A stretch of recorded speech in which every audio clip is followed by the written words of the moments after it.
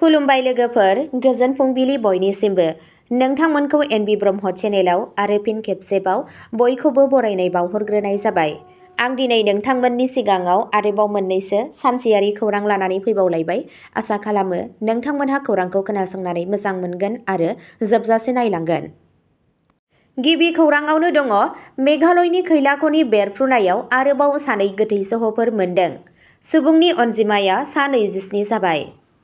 मेघालयनि सानजा जयन्तिया हिल्स जिल्लानि आयेन बेरेखा खैला खनियाव सनिबारखालि आरोबाव सानै गोथै सह'खौ मोननाय जायो, जायनि जाहोनाव बे बेरफ्रुनायाव थैनाय सुबुंनि अनजिमाया सा 27 जाहैयो होनना पुलिसनि सुलुङाव फोरमायदों।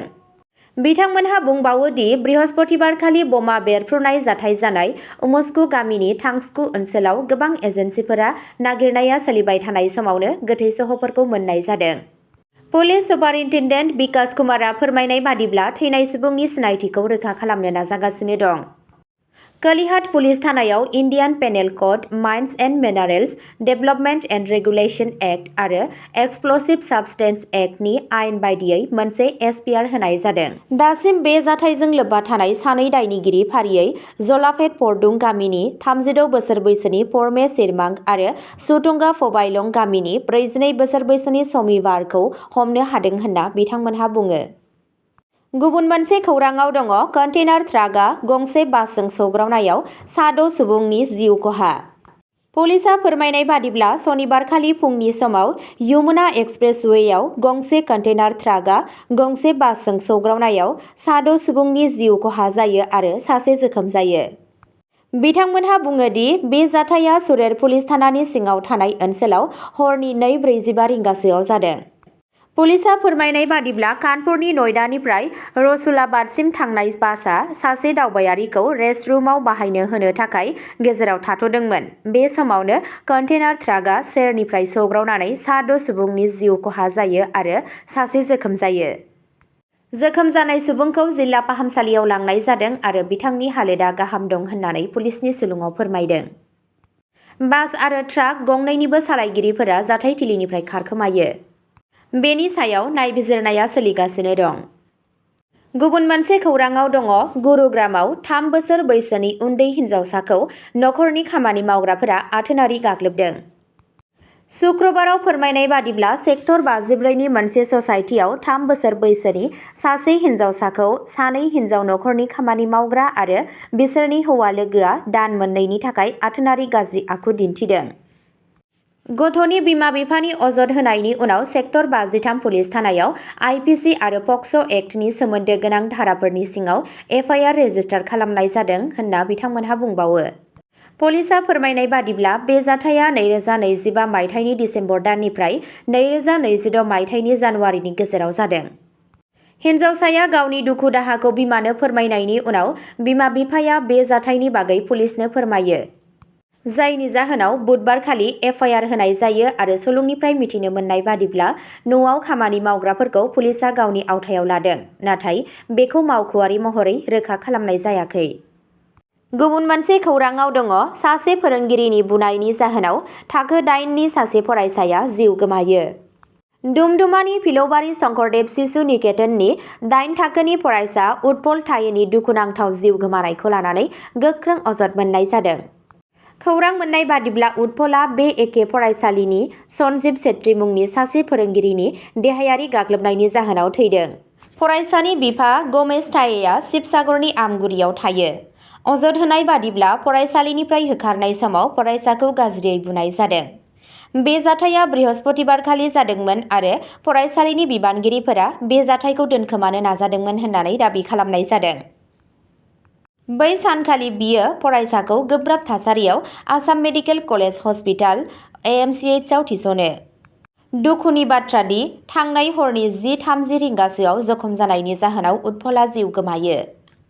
गुबुन मोनसे खौराङाव दङ, मिज'राम कास्टम केसआव घुस लानायनि दायाव सिबिआइआ आजिरा लानाय सुपारिन्टेन्डेन्ट आरो सानै इन्सपेक्टरखौ खायो।